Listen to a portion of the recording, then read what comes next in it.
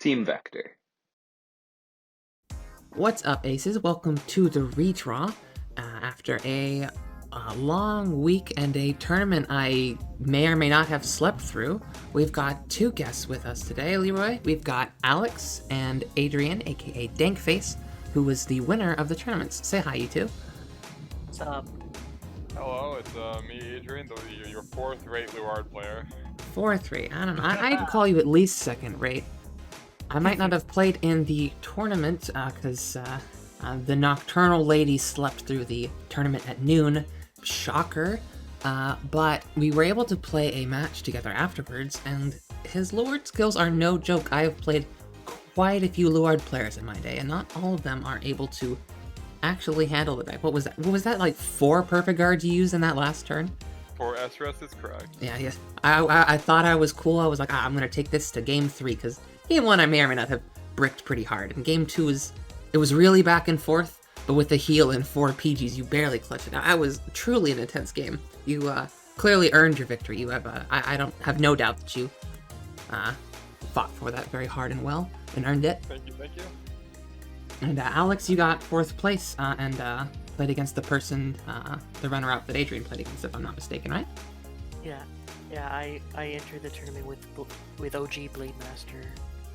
I was going to play Coral, and then we've already said Adrian was on Luard. But something very special happened about the tournament since we made that episode about it 2 weeks ago. Leroy, they announced that for the tournament right after Adrian submitted their Darkface, or not their Darkface list, their Rene list, that no, Rene is banned, and so is Heritage. None of that, you guys. Which must have had some effect on the format. How did it feel, you guys, playing in a tournament where at the top cut you weren't playing against just those 2 decks? Well, or Ange, because Ange is banned anyway. Honestly, it's kind of like calm, because you don't have to worry about facing one of those. Because I'm sure like everybody has their own like countermeasures for dealing with those sort of decks, you know. Yeah, like I had a few in my deck. I think Yeah, but I think they wanted to keep it like less competitive and more like casual, like a lot more fun. yeah, because those two are definitely the strongest. You two would, everybody I think agrees with that. Those 2 decks were pretty far and away the strongest. I guess you'd say like Coral is 3rd, but honestly, Coral's not. I think it's up there with Luard. It's like almost it's hard to say which is truly better or worse, but there's a lot of pretty viable strategies. Aquaforce is a little better than you give it credit for. I think you guys both played against Regalia, did you not? Correct. Yeah. Genesis Regalia, Yeah, it was pretty much back and forth. But for my match against it, we reached the time limit, and so it's whoever heals the opponent. Either one of us 1 damage would be the one Leroy will be would back, automatically I'm sure. lose. He's back. What's up, Leroy? Sorry, it looks like I had technical difficulties on my end. Technical difficulties. Don't worry about it. Well, welcome to 2021. Nothing has changed. But it was a last-minute call, right, for the switch for the ban list? Yeah, didn't you remind them that they forgot to ban it? Yeah, I submitted my deck list basically. It was initially gonna be playing Rene because I didn't see it on there. So obviously, like, if it's not on there, I was like, I'm gonna play because that deck is like it's super toxic, but it's also fun because it dominates the cool mechanic. Oh yeah, So- it is. I was like, okay. VTB. Well, for me, before they banned those cards, I was considering playing my Nubatama Dominate deck. So but, was I. But at the last minute, I decided, nah, I want to go with Blade Master. Yeah, same thing. I was like, I'll play Coral so that I can beat all the Rene players, and then we played Rene in practice. I think you managed to beat me like pretty much every time. It was kind of embarrassing. Yeah. I was like, I have my spice here. I have my Lord cards and my 0 power crits and everything, and nope, not today. I think I took you to game 3 in all of the matches we played, though, at least. So not all talk. I think so. I'm not 100% Was there any sure. time limit? No, there was no time limit. In fact, there was no players who was using gears at all in the whole tournament. I'm just, like, there's still, like, even without Heritage, there's still a really good deck, honestly. They probably still would have been competitive, if I'm being honest. Yeah, That sounds I'm- surprising. Maybe they just didn't want to pick up the stuff, you know? Because they were like, they sold it off, and they're like, they weren't hard Gear Chronicle players like you know?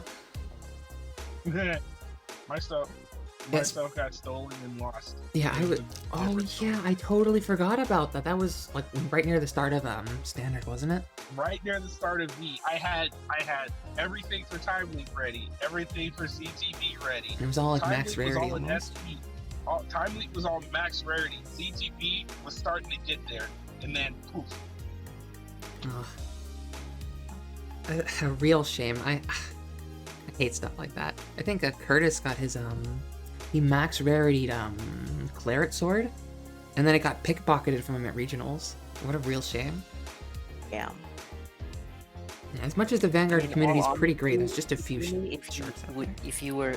if you woke up on time because I messaged you a bunch of times You that did. the tournament was about to start, I feel like that you would have came in second at least. Probably. I Maybe probably would have had a first, who knows? similar match against Adrian than we had now. And that game could have, or that match could have gone either way. Because if I took game 2 there, then you would have had to go first, and then you would have been at a very weird situation that you didn't want to be in. Yeah. Basically in that game too, it was like, funny enough actually, two factors was the heal triggering, that 6 damage heal, and actually choosing to no guard the one early swing where you got to bounce the 2 cards back to your hand. Yeah. You got the crit there. If I actually decided to 1 to pass that, I actually would not have had enough shield to actually guard that turn. Yeah, that was so clutch. I was just sitting there like, there's literally no way you live this. It's over. I drove check got Spica. I've got this. And I attacked with you with my Spica for what was that, like 80? It was 88? 82. It was like over 80. That was Yeah, it was over 80. just absolutely huge. But you somehow managed to get off 4 perfect guards in 1 turn. Now that is, you don't see that every day. Yeah, thankfully I checked 2, and then I also managed to draw 2. Yeah, just on that last round, I was like, whoa. I thought I had it, but quite close. Mimi, that shows who's mastered shadows when they figured out how to properly use their TGs for all their benefit. Yeah, they he didn't waste that in my previous turn when my Vanguard was like however many 100,000 K Arcadia Star Coral attacks for. I mean, that was Yeah, thankfully you essentially didn't actually get any crits on that check. It was only the stand, so I was like, oh, that's fine. yeah, but I had the stand though, which almost gave me the game in the end because of the extra attack, because it let me pull out that Spica after I drive checked, and that was spicy. Super spicy. Because I got literally all of your shield and no cards in hand, no intercept. I think you had like a back row left on board, and that was it. And then you top decked a multi-attacker and, got that free stride stuff. Not bad. That's why Luard's good, I suppose, right? Yep. Free stride. That's why people just having that ability to stride for free makes pretty much any deck have the ability to be competitive. That's why people were experimenting with Tirawa for so long, even if they knew that the rest of Shushu wasn't very good. Just that ability to stride for free is intense. That's kind of what got Ange banned. But I was really also being like a +4 for Soul Blast 2. That's kind of gross if you think about it. Just a little bit. Yeah. Yeah. Maybe just a little. So, Adrian, you being the guest, how about you tell us how did your rounds go? Yeah, not a problem. Okay, so for round 1, I played against Kage. In that matchup, he was playing Messiahs. So I'll be honest, I haven't played against Messiahs in a long time, so I kind of remember like the last booster. I think it was the Stargate booster, basically, where they got Stark. Yeah, and they got that one card that like basically reads "I win the game, 3rd stride," something like that. Yeah, basically that card. But the thing is, though, I wasn't too worried because from that set, like when I was testing a lot of G-era format, I was mostly testing in Victor and Chaos. Victor and Chaos were like the 2 big scary ones because they were like, one, obviously it just locks me as 5. I can't retire anything. I can't really accumulate enough advantage. And then with Victor, that deck was bad deck actually. If it goes, it goes. Wait, I was on that for a minute. People were all about that being like the unstoppable tier 0 menace for a hot minute. It was never tier 0. I don't. Who was that? Like I thought that was like Solemn Vanguard, right? It was like Victor best deck, format ruined. Yeah. The problem with it. Go ahead. So the problem with it basically was like, yeah, it got the unlocking crit, but even if you still mass lock them, they have no pressure. They don't have like their hand advantage. All relies on those freestanding rears, so they still kind of lost the chaos in those scenarios. And then Yeah, it was really tough. It was easier to beat them said than done. yeah, and then those aggro decks like the and she said 14, like were just as nasty. Like Renee can just straight up kill a Victor on a turn. CTB has so many multi-attacks that it can just keep going. It has attack centers everywhere. Because they have Hypnosis Sheep, they have the Unicorn, and then they have the Pulsar guy. So it's like, just keep going. And then Avenir Phoenix is first stride. You got Hypnosis Sheep, Pulsar, Unicorn, and you also have access to Cruising Dragon. Yeah, Pulsar Cruising Dragon. So when I played against it, I basically played it normally. I think I won dice roll, so I went first, but I actually grade stuck myself. I could play grade 2 games, because I remember that Messiahs couldn't really play a good grade 2 game, because they don't actually have like anything really live. Like once they start going, they can go really well, but yeah, I don't think they can lock anything of anybody's until they G-break, right? Not until G-break, basically. So essentially, I basically just played the grade 2 game against him in game 1, and then into game 2, he chose to go first, if I remember correctly. And then what essentially happened was... Triggered? Oh no, sorry, no. He had me go first. But Triggered, you can't do that. But it's and fine. He it couldn't doesn't play really grade matter, 2 games. So what happened was he just rode up. He had to ride up, and I just basically strided twice on him. And then, unluckily, because I played 2 of it. I played 2 Phantom Blaster Diablo, and I'm pretty sure you guys all remember Phantom Blaster Diablo, right? Of course. Oh, that boy. Did he sit around on 2 rear guards like some other loser lady did? But you didn't punish me like that. I was totally expecting to get TBD. But yeah, I accounted for the fact that your G Guardian can actually play through it. Thing is, with him, I knew what his hand was roughly, and I knew he drive checked the PG, and I was like, okay, this is useless. I know one card is useless. So I thought about it, and I was like, you know what? I'll try it. So I had the advantage going, so I was like, I can try it here. And as you can guess, he could not guard it. He only had 2 rears. I retired one with a dragfall effect, and then I just simply swung for game, and then I revealed, obviously, a crit with already added crit on it, and yeah. that seals it up. That's the classic Luard strat. Your opponent underestimates you, and you're like, did you forget I have access to this card, fool? And they're like, oh, I did forget that. Yeah. And then for game 2, so for round 2, I was actually against Alex, actually. Yeah. Oh, you guys played in Swiss, cool. Yeah, it was a cool Swiss tournament with a cut to top 4. So in Alex's game, this one, okay, I haven't played against Blade Master in like a hot minute, because my friend plays Blade Master, so I kind of remember what was going on in it, and all I remember, I was like, okay, Zekenberg is scary, and I'm like, basically, if I play incorrectly, and he gets like actually a bunch of crits, Zekenberg just kills me, and I'm like, understandable duelist. So I basically just played the grade 2 game. In game 1, it was close actually, because he actually almost could have just killed me, because I think he pushed me to 5 at one point, and then thankfully I was able to get my stride going, and I was able to just start advantaging. And I believe in that game, game 1 was pretty close, and then game 2 was unfortunate, because I know Alex had to ride Sutherland, his backup ride. Did you play grade 3 Sutherland? Well, he's only in the deck because I want to use Cohen's ability to add it back to my hand, so I had a free stride. Did you play 2? So I wiped out his board. You play 2 of it, or? I only played 2 of it. Initially, my backup grade 3 was the OG Blade Master. My main ride target is Cohen. Yeah, I guess I haven't played against it since you popped in the Sutherland. So, and that was also unfortunately when he rode up to Sutherland, he also ended up riding. I believe I got first stride in that game. No, you got first stride. And then you basically went into Ziegenberg, and then I had the things to guard it, and I had a G Guardian, and then I went to Dragobus. No, it wasn't Dragobus. All right, I went to Diablo. I had the G Guardian because he had the two rears.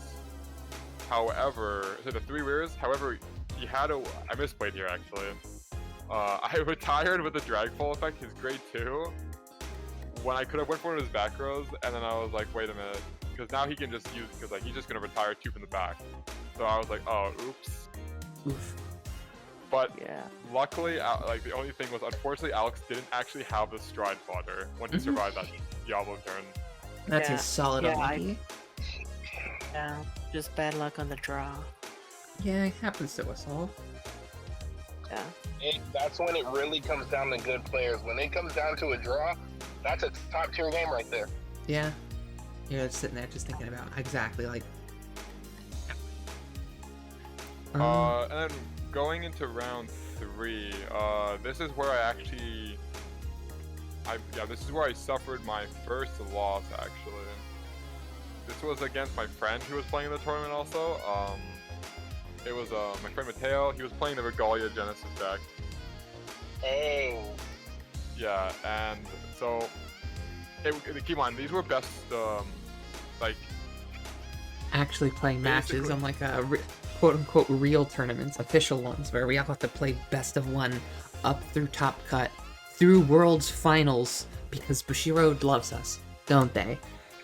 Yeah. Also, if you're this far in, ignore everything I said previously. There was no game 1 and 2. It was all in game 1. I just somehow fragmented it into 2 different games. But it was best of 1, and then it was in top cut. It was best 2 or 3 because it was a whole time concern. But Yeah. It actually went pretty fast. Yeah, I was kind of surprised. I overslept and it was only 1 o'clock by the time I woke up, and I was like, oh, they managed to finish round 1 in an hour? I was kind of surprised for a tele tournament. I thought people were gonna be dicking around for like an hour, and I wouldn't. And because when I woke up and I see that my alarm had been ringing for an hour and hadn't woken me up, and I look over, I'm like, oh, well, maybe there's still some hope for me. No. Yeah. So against him, it was back and forth. But what essentially happened was, okay. How many He got times did he call trade on you? He got the Minerva stride. He had 3 Norns in the soul. And what basically happened, he soul blasted. I think Minerva was like in the 55 or almost 60k, right? And had like 4 drives. Oh no. So I had to go guard that one. He actually got nothing on that. And then on the second swing, I actually had to no guard it because I was at a high damage because that can actually pressure you because of how Angelic was a pretty good card, and I have to they have that started that actually gives them kind of a plus. Yeah. Wow. So he pushed me to 4. I obviously guard the first Minerva. The other 2 sides, they're pretty much negligible. They're not that big compared to the Vanguard. But unfortunately, he checks the crit, and I can't guard it. I have to no guard that. So I die, and then that's basically I lose that one. But you're still in for top cut, yeah? Yeah, and then coming into top cut, I actually go against my other friend who was playing in the tournament. He was playing Chaos Breaker. That's a done deal for that guy. Yeah, that matchup is really skillful because it's essentially you have to manage your resources correctly. Because he's gonna either constantly 5-lock you / 4-lock you, so you can't really retire. Most of your strides are useless, to be honest.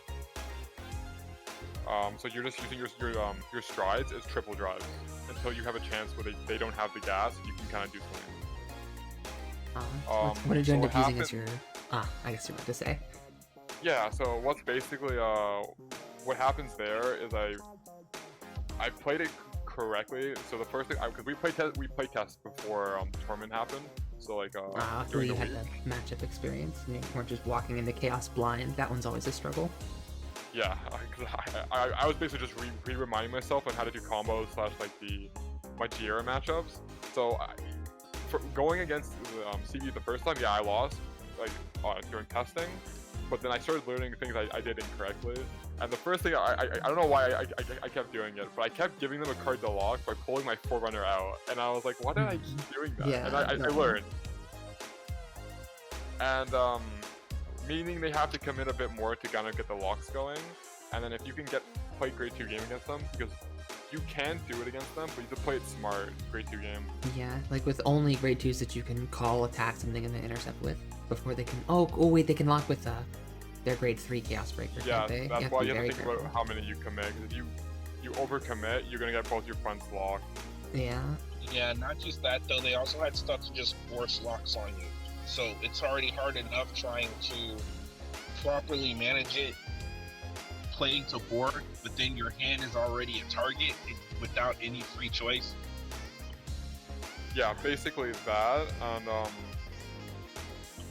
what it comes down to is if I can keep my advantage going, like making sure to use my S, my PG, recycling it, Belial Owls with the one open if he ever gives it to me. So I can just basically slow grind him, because I always have a free stride at some point. So that means I'm always +1 on card economy, because he has to keep pitching stride. Either his close, the Starvader stride fodder they got, the one Yeah. Penrose Gate, yeah, that was his name. So what it came down to in that game 2 was, can I outlive him / deck him, get him to the point of deck out? Because his only way to actually prevent himself from deck out is those criticals. Yeah, that one. Starvader crits. And then you have Luard has extra things. You have your Belial Owl, which will also have a stand that does what the crit does, and then Luard recycles things. So I suppose it would be mildly doable, but that would take a long time to deck out the Chaos player. Yeah, we actually went to time into game 2. Yeah. He almost actually killed me. He went to Stark into, I think, game 2, and luckily I had the 2 PGs, and each drives didn't actually net him much. And Only well, 2 PGs against that guy, man. Yeah, my T Guardian was really nice because I had I kept my Dark Dragon, Dark Veil Dragon up, and we're playing the long game, so I had a lot of grade 1s in my drop, so I was able to get some big shields going. Nice. And then essentially, yeah, I came to basically deck out. It wasn't even deck out at that point. What happened was, it's just kind of the rule. If you just don't kill the Zeros Dragon, most decks they can't outgrind anymore because they need a G-Zone to keep playing. Yeah, Chaos really does too, because if it doesn't have a G-Zone, it just kind of sits around, doesn't really do anything at all, I suppose. Yeah, but it wasn't a terrible play because it could have gone back Yeah. for that game 2. I could have just died straight up. Yeah, sort of like if you had any less perfect cards in either of those games, like against him or against me, would not have ended so well. To me, Zeroth Dragons are like the last resort if you want to really like go for the game. Oh yeah. Or Like, you're our playing tech games, current. before stream. I was actually debating on using Ultima on you multiple times, but I was like, if you survive, I lose. Yeah, it's But always it's the tough one. Ultima. You're not going to survive. It's one stand, one crit, and you laugh. It's pretty good. It's just Coral's got like such good guarding options even without Ellie. Yeah, I still have the deck still runs all 6 PGs, and at that point I still had a big enough hand where Sandy would have actually provided some relevant shield. I think the only time in G era there wasn't really many decks that could do anything after they used their Zeroth Dragons, but in Premium not too long ago there was a fancy Bermuda deck I was working on where you would if you didn't kill them with Megiddo, you literally didn't care. You're like, okay, I still have like 4 skips, and I still multi-attack you with them. It doesn't matter. It was pretty good, but still wasn't able to beat DI combo. Nothing beats DI combo. They should hit that on the ban list. But you know, they released a new ban list the other day that was for standard stuff. I don't think there was any premium things on it. There's so many things on the premium ban list that could use a change, but I guess in Japan they don't do much premium, so they don't know. But we have quite a little bit to talk about for the ban list. All I when we ask get is to it. any Bushiroad, if you're listening, man, just ignore Japan one time, and just because they don't probably care nearly as much in terms of like the revenue portion. Like you could probably just start actually doing like an NA, like, basically, or like a Western ban list for just premium, because as it's just more bigger over here, realistically. Yeah, like they just like that in Yu-Gi-Oh! They got the TCG and the OCG with separate ban lists and everything. Yeah, it'd be fine in premium because like it's not like the same. Like a lot of people play it here. Not many people play in Japan. Everyone in Japan, most people will play standard. Yeah, if people played it in Japan, then they would probably realize that they should stop buffing Castillo combo. Yeah. Yeah. It doesn't need more help. It's so broken. It's all I get to play against anymore. It's Yeah. kind of demoralizing. Yep. Yeah, But onto the ban list. So, it got announced that there were and these are all for standard. First, there was a choice restriction between Gurgit and Percival. Now, everybody who disliked the Gurgit deck, this is what they wanted hit, even though they were wrong. Yeah, so close but so far. Just Yeah. like with Luard. Yeah. The ban list I like mean, helped, but like did it? So I have a Gurgit deck. Mimi played it against it a few times. So honestly, Percival was the wrong choice. They should have hit Wonder Ezel because he's pretty much free when on call, either from hand or from the deck or wherever. You know? You know, you get that extra multi-attack, which the Excel circles were plenty of advantage, but taking those, but getting multi-attacks on Excel circles, whoa. Maybe we need to step it Without back just a paying little any bit. sort of cost either. Yeah. By restricting in Gurgit for not having Percival, you just like kill the deck or at least cut the power level of the deck in half. Half? I wouldn't even say half. It's no longer even tier 1. That thing drops like a tier 3 that quick. Yeah. So now with this restriction, I have to figure out what to do to replace Percival with once the restriction is up on the 29th. There's like Ezel's an Wouldn't you just run the option. Wonder? Wouldn't you just run Wand Ezel with the Wonder Ezel Superior Ride? Probably, right? I could do that with one tech of Raven here, so I can get two Excel markers. That could work. I could try later on. And there's Once the restriction is official on the 29th. yeah, there was the what was the last boss they had? Agravain? Yeah. Was he still work as like a Yeah. backup or no? No, like the problem. Okay, Agravain. Even when it came out, it was high roll, and you had to like neg yourself. Like you had to physically neg yourself over like a board, and then like the worst feeling ever was when you just called triggers off the top of the deck. Oof, yeah. Yeah. But then regarding like the ban list, in my opinion, like I guess you know the friendship ended with Percival, and then my new best friend is now Ezel. Incandescent line, Wand Ezel, the spear ride. Pretty much. Yeah. Much. And Then after this, they released Cho-Oh. yeah, what was up with that? Cho-Oh was being ran at 2, and they're like, okay guys, you can only run 2 Cho-Oh, it's too powerful. And everybody's like, that wasn't our best grade 2, but sure, maybe this is a preemptive hit. And here we are months later, and their preemptive hit was for no reason. And I think after it came off the list, I think people are still on 2 Cho-Ohs. We have come full circle. And no matter if they restricted it or not, people will play a 2 Cho-Ohs at least. The hit was mainly for original Vanquisher because they didn't know what was going to happen, and having a rear guard with a restand is kind of dangerous. Yeah, I guess But they were just scared. But it ended up being unnecessary even now, because even with full Grotto, there's not enough space to throw Cho-Oh in. But by them releasing Cho-Oh, they gave Eradicators a better chance.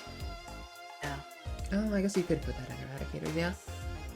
You can technically play it in the Blood, which is coming out in Japan pretty soon in the upcoming Collector's Boosters. Probably has a 2 of them, because you need to run the grade 2 support. Once again, Cho-Oh, legendary 2 of. I think that, yeah, like, it was a preemptive hit because it was pretty scary when it came out. Narukami was, like, the meta for a hot minute. So I see why they were, like, wanting to have, making sure that Show wouldn't ban anything, or that wouldn't break the format. And now we are in a place where it definitely won't break the format. So I guess maybe just for that little bit, it was on that. You guys remember they had a watch list or whatever that they would talk about sometimes? So like, oh, don't worry, guys, we put this deck on the watch list. I Oh, just yeah, watched. or I they- Like watched D it. Police was on there or something silly. It was a whole. It became a meme. Can we not talk about D Police? I almost wanted to buy the deck when Clan Selection got announced, but then they revealed who was What? the You card don't for it. want Zeal cards? I love Zeal cards. No, there's only one there that matters. I'm sorry, you're not getting Guys- die cutter, Leroy. It's not happening, buddy. Ugh. That's a side deck for me. I'm a main gear player. I don't. DP would have just been for the rules because I'm a fan of Gurren Lagann. D Police. I can't stand playing against D Police. It makes me the deepest fear just gets instilled in my bones. I'm quaking the whole time playing against it. I go out of my way to get buy cards for regionals just so I don't have to play against round 1 D Police. It terrifies me. I mean, on the one hand, Kaylin, our friend in our local, is now happy that Chaos Breaker is back. Oh yeah, it's But that's because of degeneracy back in G era. Yeah. but it looks like it'll be pretty healthy for standard. If your deck has any way of generating an extra gift, you should be like kind of okay. But if your spikes, you're kind of not looking so hot. So in Yeah. all honesty, I mean, I saw like my friend on the remote fight channel of Bushiroad playing a proxy version of Chaos Breaker, and to me, after seeing like how Chaos Breaker works, I feel like that it's too slow in my Well, opinion. I mean, maybe though, because I don't know if he was playing all of the proper cards. Because that sick grade 1 I'm telling you about that slides into the soul to give something plus 10. Oh, that's a pretty good card. It gives you the resource you need, and it's fine that you go minus. really. 'cause- What? Not really, and here's why. Because how Chaos Breaker works, if it's going first, it's not one to give you a marker. It needs to go second to Yeah, it grade 2 games a you. threat. It's just like premium. And you just hope that your opponent's deck cares that you're on grade 3, like Plan or something. You just But a hope. lot of decks that are going to fight him Do not as give a a single current fuck. don't care if you're on 3. Nope. And that's a lot of the clan selection cards actually don't care if you're on 3 or not. Oh yeah. It's like that. Sure, I don't think So- Shiryuki does, right? Shiryuki's probably gonna go right back on the list after they released it. So the problem is, okay, so it was the same problem with like how we judged the deck before. Like I'd say, point of like where the power creep point, where it's like Silver Does Blaze happened, was Somebody else Cards, agrees with me.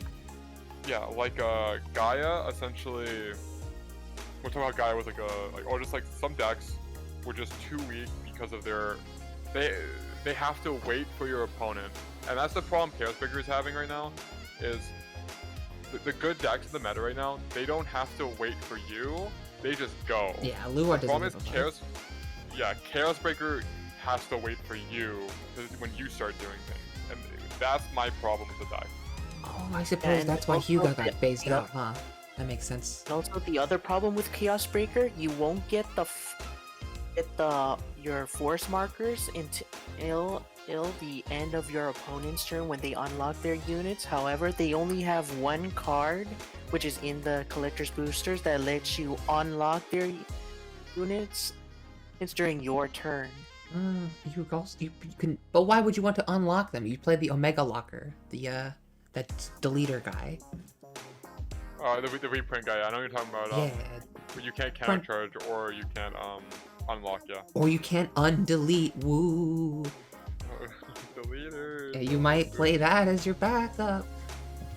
I think last week on the podcast I may have put a little too much suggestions onto our friend Crepo, who may have taken me slightly too seriously on my suggestion to play Brant. I was deciding to play yeah, grade 4 Brant, and I'm like, I don't know if you can do like grade 4 Brant, because if you ride that, then you can't go back into Chaos, you know?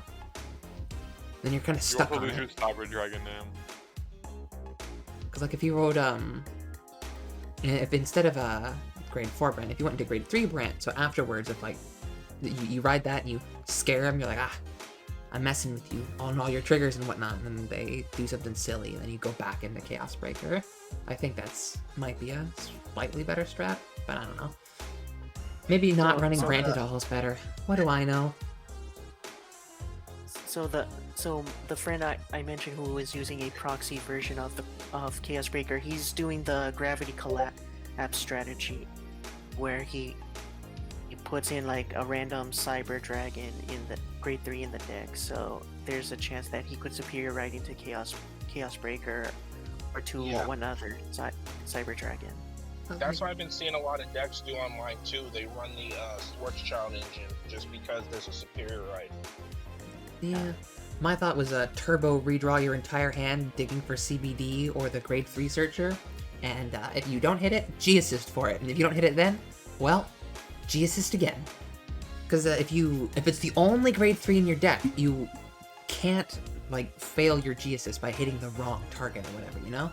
Or like having some like lame card like Shushu Luciel in your hand that's preventing you, that you have to guard with just so that you can assist, you know?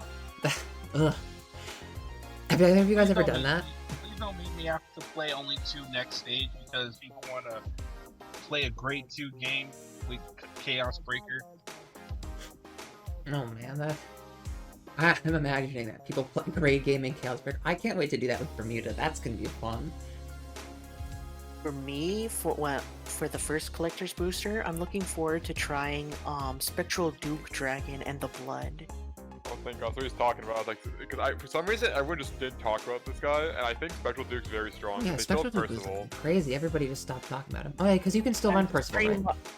Yeah, Pretty much force in an Excel deck if you get the right chain off. And that's everything you've ever wanted. Force numbers and the Excel gift. That's why Plan's good. But for my personal build for Spectral Duke, I was considering running either 12 crits 4 draw RPGs or straight up 16 crits. Yes, 16 crit. Yes. So What are you excited for, Adrian, from the clan selection? Since we're going into clan selection. Oh, speaking of clan selection, don't get me started. Well, you know, Everything. We're all excited about everything. Fan. I'm so excited about Shadow Paladin. Too bad my witch support is. It's questionable, but it's pretty looking. It's really pretty looking. Butcher Road, where's Drag Ruler? Where's where's Raging Form? Yeah. Where is Raging Form? No, honestly, I thought Drag Ruler would have came when they started announcing. Oh, these are our clans are gonna get a grade 3, and some support cards. I'm like, cool, Drag Ruler. We're gonna have people hype. Everybody wants Drag Ruler Phantom. Nope. Go Nope. witches. And then you have like the 1% who were talking before she got revealed, like, you know, I'm so excited for her, she's gonna be so great. And then when she sucks, nobody talks about her anymore. It's the same with the witch players, and I'm like, this is what you guys wanted, play it, please. Yeah, they're like, come on guys, everybody was talking about, but didn't they do like a poll and everything? Like a popularity poll? I think No, so. it was I know of. in the popularity polls, whenever they're like the sleeve one, they did what back in Jira, Macho won it, like Those things are a joke. I think because had there been a Adelaide, yeah. popularity poll for this, some of the units would have been different. probably. Because for here's an example, had there been a popularity poll, for sure Gear Chronicle most likely would have seen Gear Groovy, History Maker, and Melimer History Maker, or probably another Chrono Jet if it was a popularity contest for clans. oh, you know, Wondering- it would have definitely been Gear Groovy. probably Chrono Jet. I could see them actually legitimately making a Chrono Jet G. I do too. You Just would bringing have them back. you would have definitely seen Mordred, Raging Form, or Phantom Blaster Revenger as the grade 3 Oh, if this would there have been had so been amazing.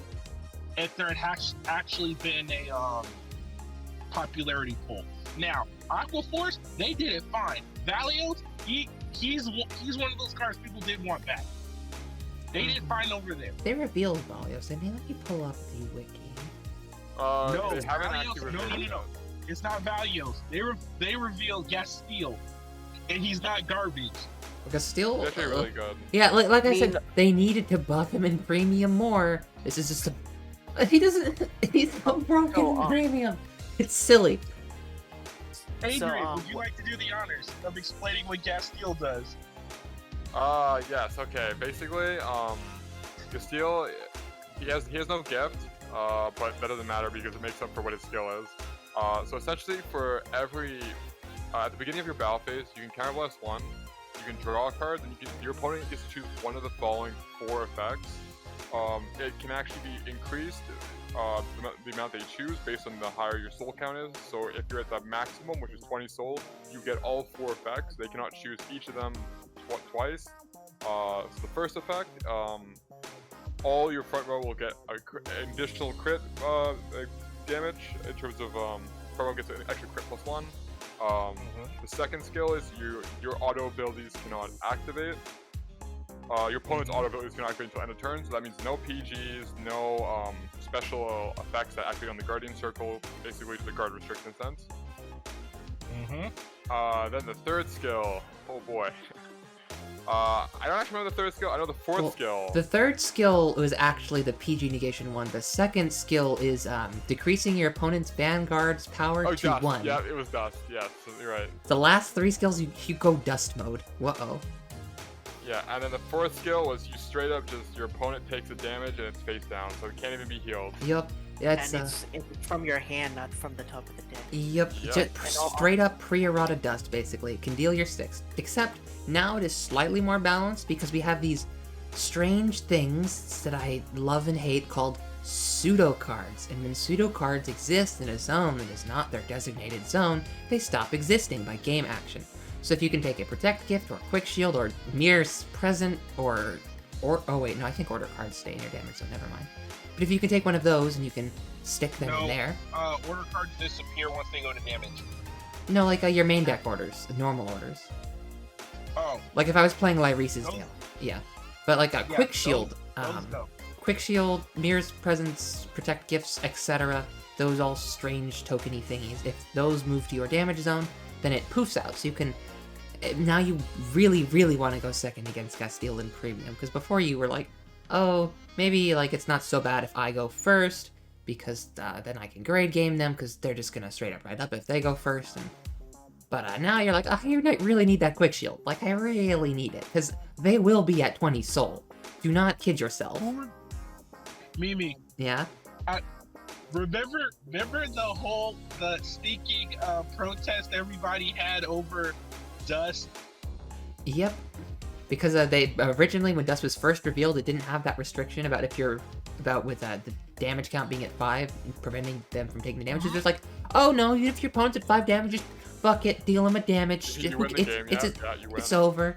And Is then, anybody? I wonder if anybody's gonna do that now. I mean, I think they were like, oh no, guys, you guys have Quick Shield. It's fine. Quick Shield will save the format. Okay, so to the DI players out there, I'm not gonna name who that we all know. Me, Oh yeah. Curtis. This whoever pulls off gets all the skills of Castile, I applaud you. It will happen in Standard at some point, I'm sure, but in Premium, he doesn't deserve applause for that. I mean, No, they deserve. What are you talking about? If they're able. yeah, in Dude, I've Premium, seen it's the like a other two given. boys. I'm still not entirely convinced it's the best option in Premium, though, because, like, you deal your opponent 1... I mean, I guess it's fine if you deal your opponent the damage, because they'll be like, it doesn't really matter, because you... How does that help you take them from 0 to 6? Now you only have to take them from 0 to 5, because they start at 1. All they need is 20. Easy. All they need is 20 cards in soul. And that's not nothing. Remember, DI can get the 20. Yeah, they soul Yeah, charge I like can get the 23 20 by cards their 23. combo turn. It's gross. And then they get +3 to their front row for each, so they're getting like +60 whatever, and then they restand it, and they get crits, and ugh. I can complain more about DI combo another day. But that's pretty much the end of the ban list. Valkyrion got an errata because they wanted to make absolutely sure nobody found some way to abuse him. So now, if for some ungodly reason you're Valkyrion that can't... Actually, the errata, Mimi, Yeah? the errata wasn't because of some ungodly thing. The problem was, for Angel Feathers, with Malik Malek, they had the ability to call it from drop zone.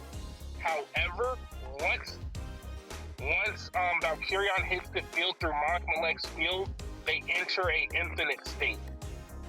So Ugh. they had to do this errata to make sure you don't go into an infinite state, causing the game to never end. Yeah, that would break any simulation. I've been working on It those just recently. ends up ending in a draw. Yeah, Yeah. because Actually- rule actions.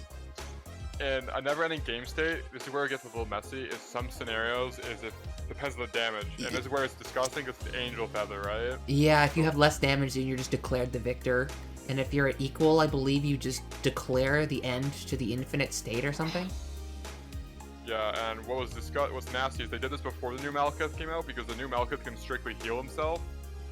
Oh. Because if that comes out, it's essentially... This is why it was all preemptive. I'm pretty sure it was preemptive to before new Malekith comes out. Because once new Malekith comes out, then it actually is a legitimate problem, because you can just actually win games. Because you can just heal yourself by one, and then you just declare it. This is a state that we cannot go past forward this current game state. I have less damage than you do. I win the game. Yeah, that would be a Yeah, bit because much. because what ends up happening is when you call Valkyrion, well, because Malik Malek's skill is on the stack, Valkyrion's is on the stack too. So every time you're choosing to do Valkyrion, you have to do Malik. Valkyrion's is still kicking in, saying I have to be retired, and this keeps going back and forth. Basically, Valkyrian just says, "Oh, I can't be retired. You just gotta bind me instead." Yeah, basically his effect implied that the whole time, and they're like, we don't need to write it. This will be fine. It was not fine. Mimi, what if you think about it? It kind of reminds you of Curtis's Infinite Polyraptor combo in our Magic games. Sorta, yeah. Except I think. Oh yeah, that does crash arena usually, doesn't it? That was always a thing back in the day. Well, not back in the day. Back when Ixalan was in standard, you'd have to watch out for the Polyraptor combo player crashing your game. Ow. Yeah. Now I think that people attempted to do that with Scoot Swarm, but it doesn't actually end up crashing it as much as people think it does. Mimi, But, so what is your favorite card coming out for collection right now? Well, I'm hyped to see what they do with it, because it's a Prism Duo Necturnia, and Prism's whole thing was they didn't have enough cards, so even just 1 or 2 or 3 new cards could be a big deal. So I'm kind of excited to see what they do, but so far with the cards announced, you know me, I only play the blue clans. I'm excited to play against all these things, really. The format had been feeling kind of stale. You know, most of these things feel like they're not gonna like power creep Luard, that would be crazy, but they'll at least be able to play against Luard and whatnot. So having other decks that are diversifying the meta is all I want, you know? I'm always annoyed that every set's always power creeping it. They're always trying to be like, yes, we've entered this new season, so everything has to be just replacing everything in your deck from before. Well, not everything. They pick like 1 or 2 cards that you keep, and then you get rid of all the other stuff. But now, it's not so bad. There's all sorts of options available to you. This is just like a healthy way of diversifying the format. No decks are being replaced so much as you're getting new options, you know? Yeah, so I'm excited for Time Leaper Dragon myself. However, I'm kind of pissed that when all they had to do was give it to Metallica Phoenix from the beginning. Oh yeah. This was a wasted card slot. Wasted cards? Well, oh yeah, I was gonna say all your cards are pretty good. Not I guess one of them was meh.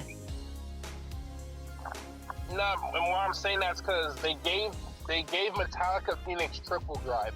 When all you had to do was give him his original skill, and it wouldn't have broken the game.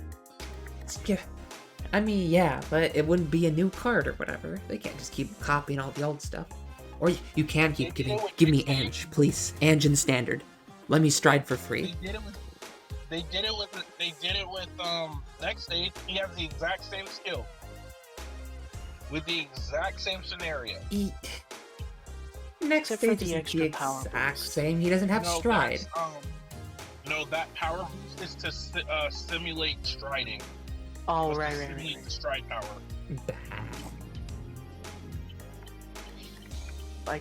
I also mentioned earlier that I'm also looking forward to playing the Blood.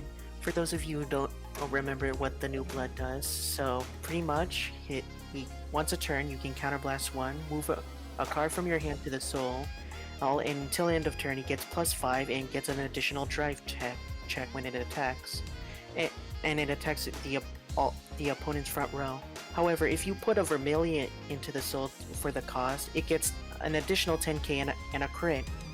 However, this part I'm most excited about because it's not a once per turn, but Soul Blast 1 unit with Kaiser in its name, and this unit gets +1 drive. However, you take a damage at the end of the turn. So I did see a proxy match of someone using the Blood, and he pulled off 8 drive checks.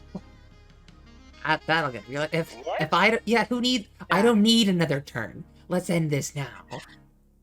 He was trying to go for game, so he did 8 drive checks. That'll put the fear of God in someone. Yeah, but out of his 8 drive checks, he only got 3 triggers, which were crits. That's as much as you can really ask for. I once whipped 12 drive checks in a row. That was great. I needed to hit literally a trigger of any type on one of them.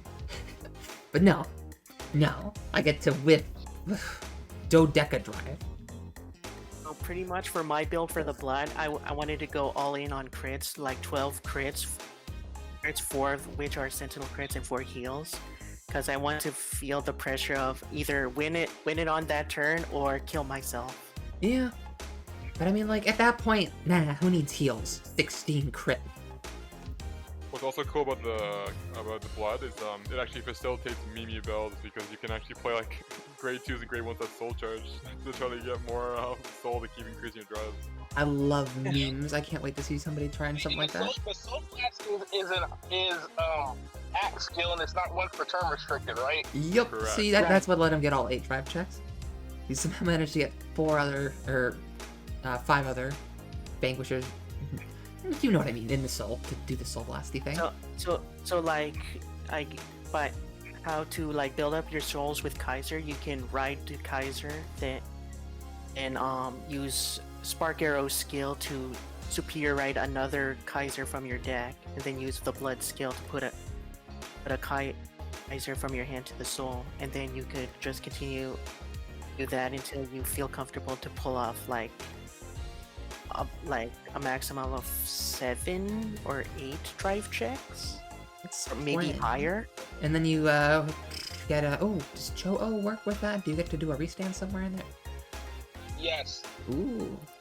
As long as your Vanguard is swinging, Show can restand itself once. It's too bad And that you can also- put the stuff on it and then restand it. Oh well. Also, it's grade 1 where for each attack that the Vanguard hits, it gets +5. So imagine an Excel deck with the Blood out and you attack their front row, and then you have that grade 1 that gets +5 for each of those hits on the front row of an Excel against an Excel deck. You see, all these cards are coming out and Percival was not needed to be hit. No. Yeah. It's a hit wonder as although things they always do this. And also you can also play Gaibon and give that grade 1 Sentinel restrict. Why? Well, like, you could do that, sure, but like, that's me and what's her face? Not Serena. Nah, whatever. I give up. Yeah, once the Blood deck is finished, Mimi, you'll be my first victim. Victim. I don't know. Plano's a thing or say to 2 against that. I have 16 crits of my own or at least someone with an Excel deck. I have Excel gifts in my stack. I have lots of gifts in my stack. How many gifts do I have in my melody stack right now? Let me see. Let me count them. I've got a quick shield 1, 2, 3, 4, 5, 6, 7, 8 Excel gifts, 6 Excel 1 gifts, even though I use them as Excel 2s. Protects, I've got 3, and Force, I got 1, 2, 3, 4, 5, 6, 7. Wait, I have 7 Force gifts, but 8 Excel gifts. I clearly have a problem. That takes me to 19 gifts, plus my Quick Shield for a 20 card gift stack. Certainly something. No, luckily I got a sick playset of those the fancy black gifts that you got from regionals, so that my Protect, Excel, and Force gifts all match. But you don't get that very often, where your all of the gifts match, especially if they're cross thing. But we're probably gonna have to let Adrian go to bed soon, and probably myself. So we should probably start getting ready to do some wrap-ups and whatnot. We went over pretty much everything. We went over the tournament. We went over this week's ban list and the big reveals. I think there was a few smaller reveals along the way. We got some card of the days. We got the Dark Irregulars stuff from the collection as well, which wasn't super duper impressive. Oh, the blood was revealed this week. Which we did talk about. Ashley was revealed. Ashley was revealed? Oh, We don't talk about my baby girl. We don't talk about her. yeah, there's... Wait, but she's not bad. She's actually really good. Really good. Yeah, but she could be better. Where's my boy Sword Me? But what do you mean could be better? She has her skill on Vanguard and Rearguard literally sits there and says, do you have the counter blast to have a front row straight to do this swing? If the answer is yes, you win. Wait, gets critical +1. Yeah, these guys have 3 crits. Whoa, whoa, whoa, whoa. I mean, I did see a proxy match of someone using Ashley mixing in with Sanctuary Guard. Yeah, that's what you have to big Yo.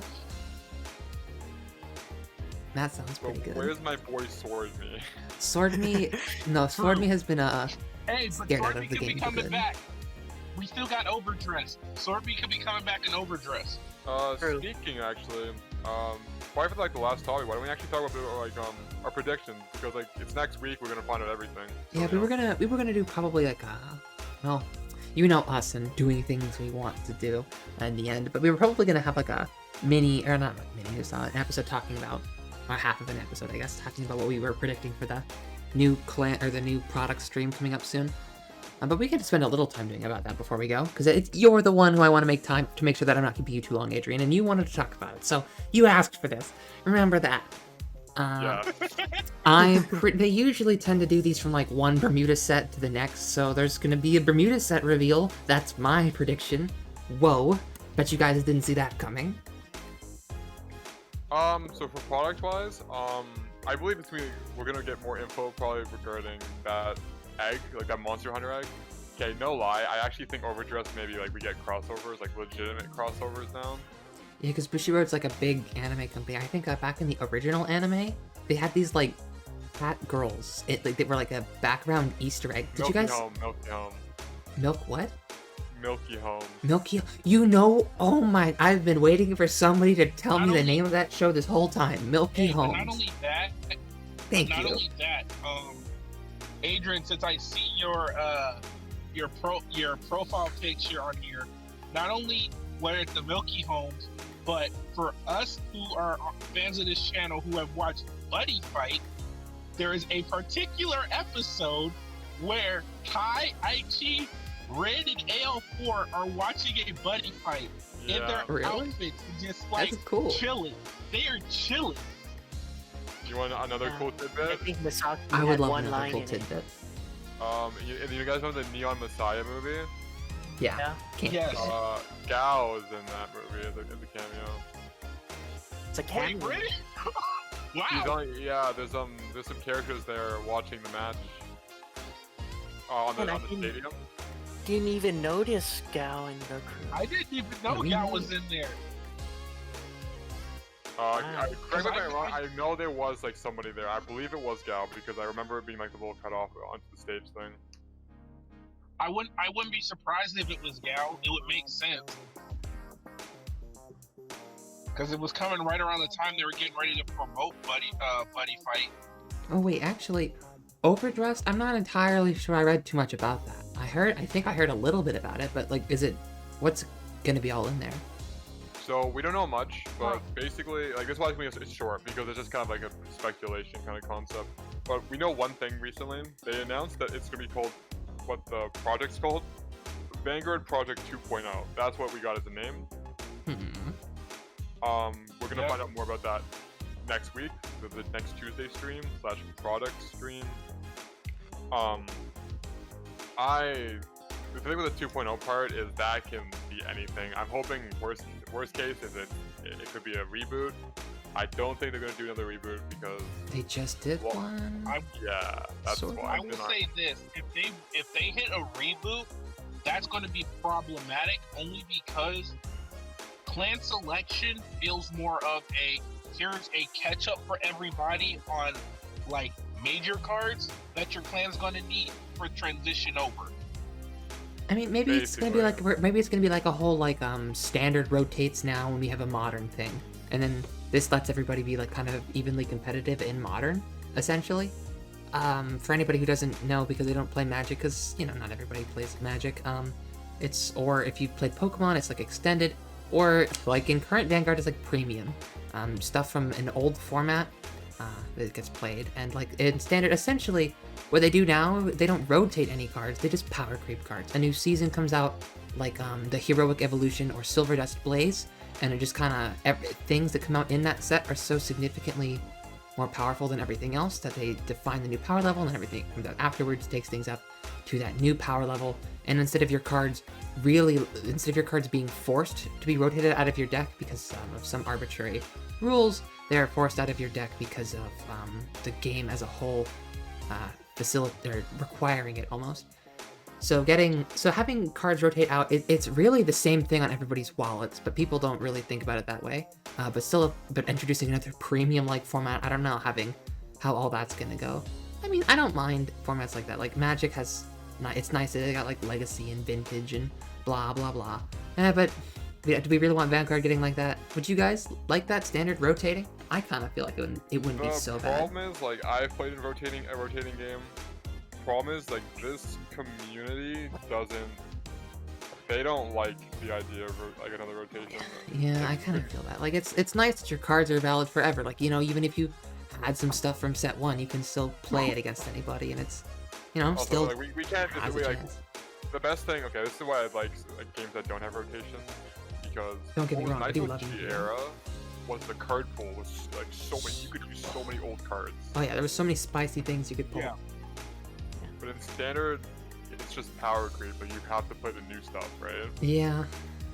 Like you have rarely 1 to 2 cards.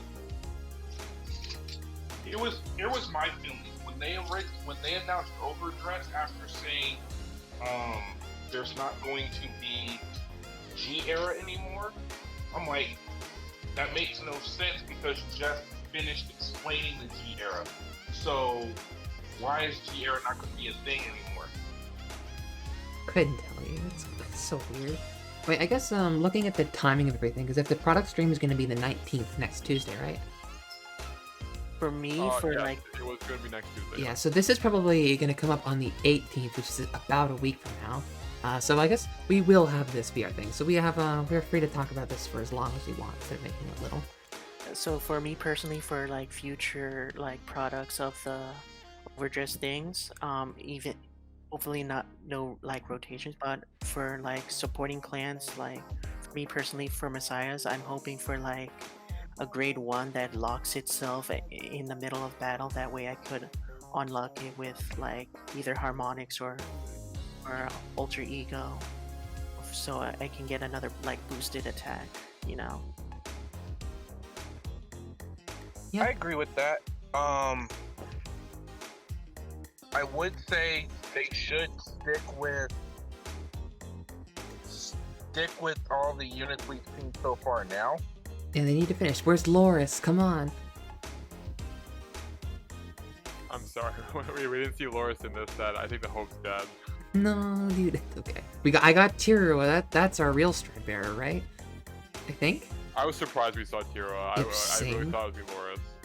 I don't know why the heck they Ange and Tira. I guess because they just wanted to pair them together. They do work together in their own build, so I guess they wanted to do something like that. The two Probably freed sell more. Striders, quote unquote free with the second one. Air quotes, yeah. I mean, it's pretty free, let me tell you. It's almost a plus. It is a plus. Gee, that card is so stupid. I love it. Sorry. As I was saying, I'll be fine with overdress if they do this. You just introduced almost every boss card from G era. You don't have to. I don't even say they have to redo G era, but at least don't forget you just introduced all the G era bosses. Try to keep them at the forefront from this point on as like the unit for a minute. Or at least make sure that they always stay as a relevant side build, you know? Because they're supposed to be like the generic things. Because it's really important that they became usable in premium. Like I'm so happy that Night Rose has that protect gift now. Because I had cut it in my premium deck and I was just using. It didn't really matter what 12k grade 2 I rode or grade 3 and got a protect gift with because I'm just gonna stride over it. But now that you have Night Rose, you have a lot more options with your deck. You can pull out your Negro Lazies and Negro Bones and do all sorts of cool card combos and whatnot. You can pair it with old Night Rose too, so that you can pick the one you want to ride, and it's pretty nice. But like before then, you didn't have that option. I think a few other decks really benefited from that sort of thing too, like Chrono Jet. You got ones with the Force Gift. That is honestly all Time Leap needed too. They just needed to be able to generate a force gift. I mean, they still need a bit more. They're like they're a solid rogue strategy right now, but premium is full of a bunch of solid rogue strategies, and then DI that's just like, hey, no, none of you get to play. Get out of here. I mean, there's a few decks that can keep up with it. I think Grand Blue actually has a pretty good matchup against it nowadays. I always hesitate to say Spikes, but man, Spikes are an underdog, especially in the Ezel Hellheart format. is so much fun. Yeah, it had such a good Ezel matchup. It was crazy. I may or may not have BM'd on this player. I was watching I think they were at like table like 1 or 2, and I walk over and this Ezel player is playing against a Spikes player I know, and I can't help it. I'm watching over and he lives, and I'm like, oh, good job. The game is over. And the Gold Paladin player got really upset, like, the game is in progress. We can't talk. I'm like, oh honey, you don't know what's about to happen. And then they put down a Hellheart, and she reads the card, and then she puts it down. She wait, does that say win the game? And reads it again. It's like, no, that doesn't say win the game. Picks it up, reads it, like, honey, it says he wins. It's over. And I had to walk away before I actually ended up saying shit like that. It was poor girl. I was good to playing Gold Paladin for premium. I remember I loved playing. I'm not gonna lie. Playing Time Leap in premium was one of the funnest times of G era for me, and then discovering my love for ZTB was another. Oh my god. You had such a good time with that deck. Especially with the sheep. Beep beep, Hypnosis Sheep. One of the best support cards ever made. Yeah, it finally let you beat Prisms. Well, actually, I think, not beat the sheep. Who was it? Cruising Boy, I think, is finally what let you get past Prisms. Yeah, it was Cruising Boy. Cruising Boy helped get around Prisms because my hand stopped being hurt. And then Pulsar Unicorn just said, I can get around everybody with these huge hands now because you have to either deal with me or keep dealing with the sheep. Yeah, I played Prisms for way too long. There was that Chaos format. I made some pretty sick plays with this ancient. That's like you were saying, Eternal card. It was one of the very first promo cards for Bermuda. It was like on hit Vanguard. You can like counterblast one and give something an encore. It was like from forever ago, and I managed to make it work. It was pretty spicy. Of course, I didn't actually end up topping anything because I was essentially playing a grade 1 rush deck, whatever the heck that was about. But we should get slightly back on topic. We've all gotten slightly sidetracked. But what other products, I guess, we should go over before we finish up? There's that Overdress, but they're gonna pull up some like standard sets, and whatnot, all the way through for me to set meteor and whatnot. If the focus of my honest opinion on Overdress right now is the beginning part is just like how when G just got introduced. I think there's gonna be like 2 to 3 structure decks near release for these new decks, probably just to have players. Yeah, what clans do you think it's gonna be? That's a good question. It's always like at the end of the day, it's like At least one Force clan, or possibly both. Genesis. Well, it's gonna be one good selling clan. Shadow Paladin. And then 2 clans that probably could use the love. Genesis. Tachi Kaze. Nah, but they're not a Force clan. Well, okay, I don't know if it, we don't know what the mechanic is. I think we're getting a new mechanic, but Oh, are we it's getting all a new speculation. mechanic? Ooh. Yeah, this is remember. big speculation. Because if we're getting a new, like, is it going to be like a new big mega mechanic, like gifts or something, or? Nah, this is where we get multi-colors now. Maybe we get dual-faced cards. Woo. Oh, please no. You get starters that we already slide and have evolve into Tuesday and something. EOC. We don't need another Moto Face card. No, honestly, what I think it's gonna be probably is like my friends were talking about it actually. Was our speculation was with it being called Overdress. We were thinking because all the clans have nations, right? Yeah. And trying to keep things like not too hectic. But what if you started like mixing the clans from the nations? That would be double cards. pretty cool. I mean, it might get a little out of hand with United Sanctuary, but it's honestly fine. All those cards do the same Yeah, thing. it depends really. on who you mix it with. But I was thinking like, for example, No Kami and Catgirl. Like they're almost very similar, but they have their 2 kind of gimmicks: Retire / Bind / the Overlord. Maybe they print like very specific cards that are like more nation cards. You know, instead of it being like a Zeroth or a Progenitor, it's just like some nation grade one that just like exists. My other guess is like maybe they just let us do clan mixing then. So remember back in like really OG Vanguard? Yeah, that was a thing even through part of G era. I remember like Thingsaver Abyss was like the thing for a hot minute up until they were like, no, none of that. And then it was. Only problem is they have to choose this very smart because it can end up being volatile / too hectic if you don't choose it wisely and how it works. Yeah, they've got to be really specific with it, which is why it's probably going to be like if they do it, it's just going to be probably like just a few cards that you can mix. Because if they full on unrestricted things, my goodness, things would get really silly really quick. Yeah, that's my concern. So honestly, all I have is hopes for it because the game has been like recently with like other than clan selection, before clan selection was announced, I honestly would say the game was on the down. Yeah. Because a lot of people were kind of just like with whatever with the game. Yeah, they're like, Like, Luard's ruined everything. Time to quit the game. Blah. Yeah, and then new set comes out, and then just kept going with people not really caring. And then the next set powered through the last set out, which is not Yeah, and that's healthy. people are like, well, if it's just gonna get worse from here, why am I sticking around? Yeah, so I have high hopes it being called Vanguard Project 2.0, that they maybe address half the issues and try something that could appease this community. Yeah, hopefully, because we need a little something to get the scene going again, because it's with the tournaments not happening, it's been kind of a struggle. That's why I got so excited, I guess, for the Giera tournament, because it has been so long since I've like played in any sort of event, locals or anything that wasn't against just the squad mates over here. It's pretty tough out here, so getting something for the community to get them excited again and maybe join that Bushiroad remote fight channel, the official channel. Pay me Bushiroad to pay for you. Posted the video of their announcement that they had a remote fight channel on the Las Vegas Vanguard Facebook page, but I don't know if other like joining in or not. I would help you share it around Facebook, but most of the people on our server anyway aren't much up for that. But who knows?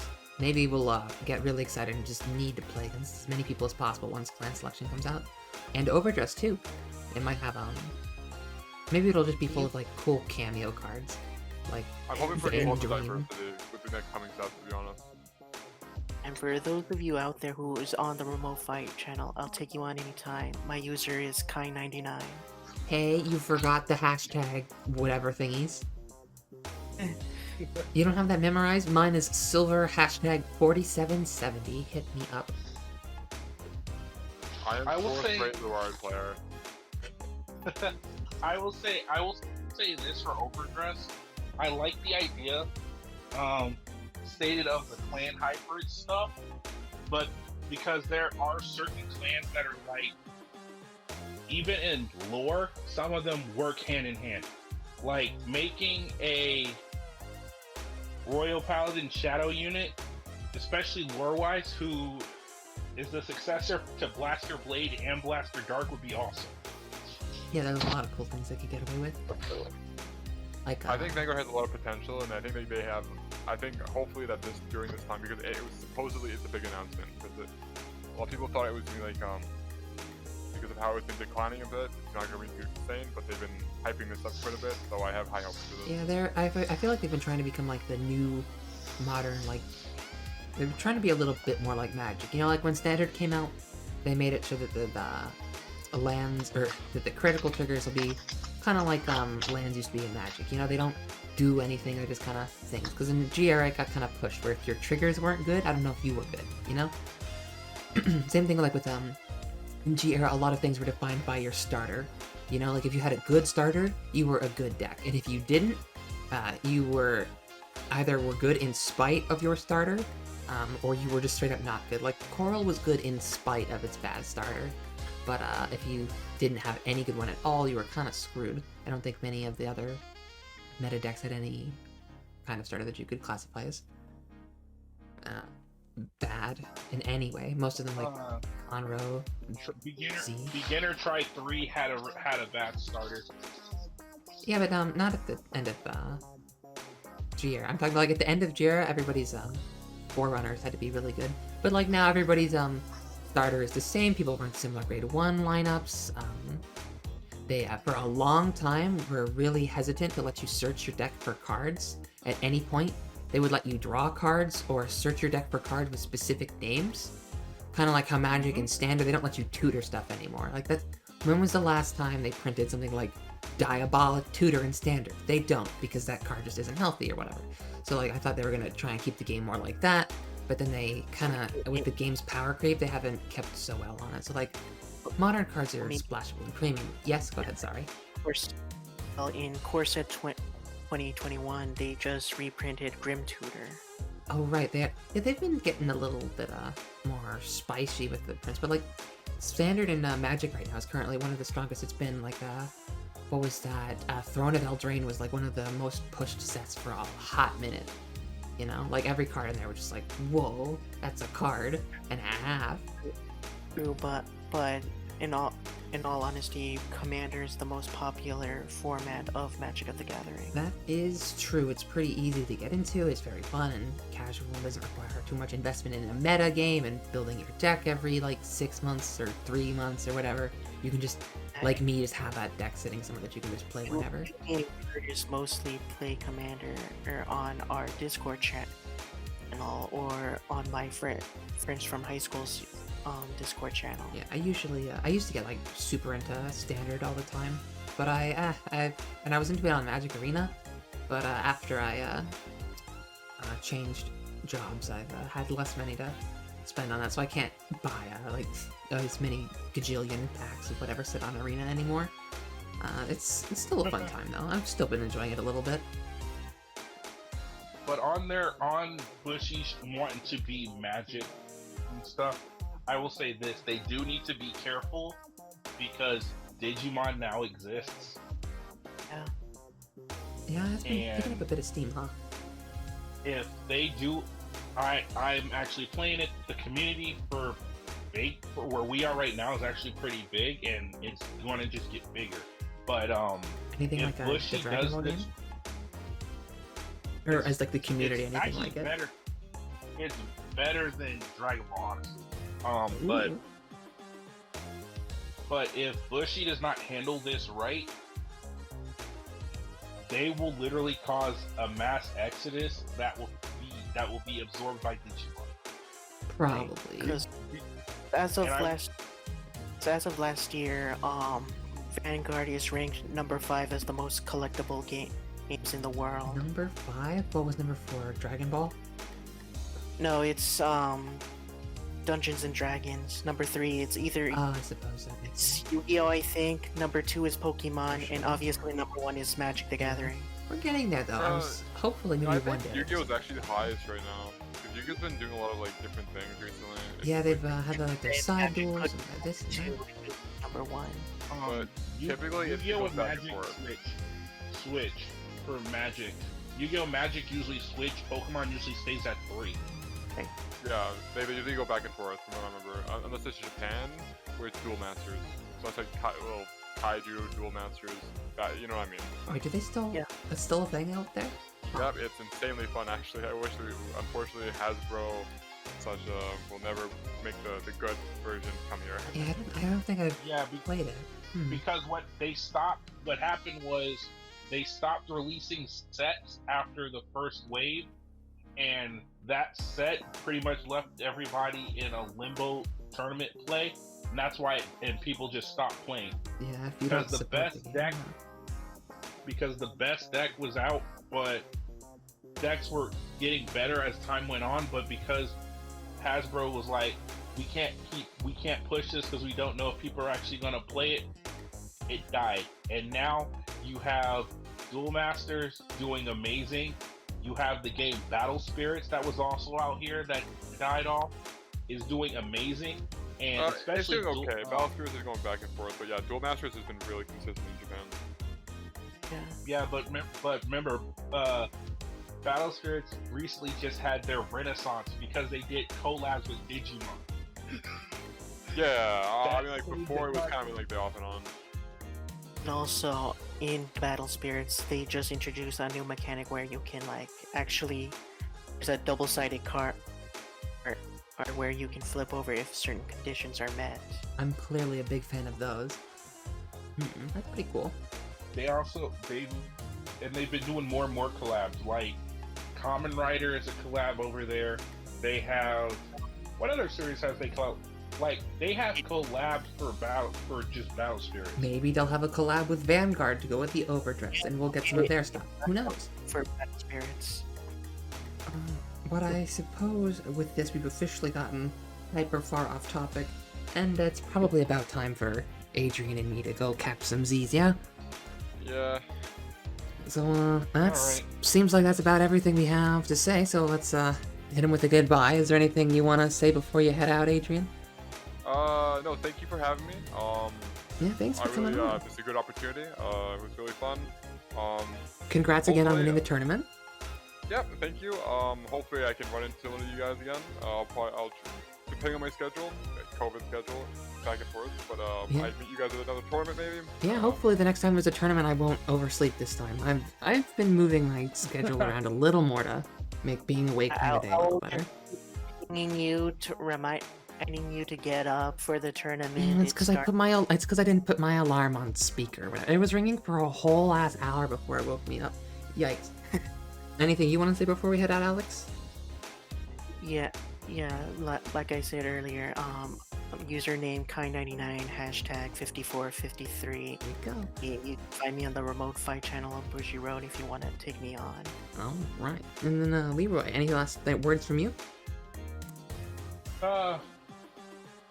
Thanks everybody for watching. Adrian, if we get another discussion, would you be wanting to come back on the channel? Depends on what my schedule is, basically. Cool. I'll put you down as a potential guest, and we'll work people in when we can and whatnot. Don't want to get too many things and whatnot. But that's been it for this week's redraw, everybody. That was quite a while to tank on it all. But thank you all for watching, especially if you made it all the way to the end. Make sure to leave a like and whatnot. It really does help us out. Any comments, any questions? Normally, well, I didn't say normally. Eventually, if we get questions and whatnot, we'll have a little fan mail section at the end. But currently, I can't find many questions around the internet because I have a hard time looking for all that. So there's no questions today. But if you do have any, let them know. And if you're on the Discord channel, which will be linked in the description, you can join the channel and leave a Q&A in the Q&A page, and we'll answer them there. But that's about it for this week, everybody. Thank you, and have a wonderful day. Bye!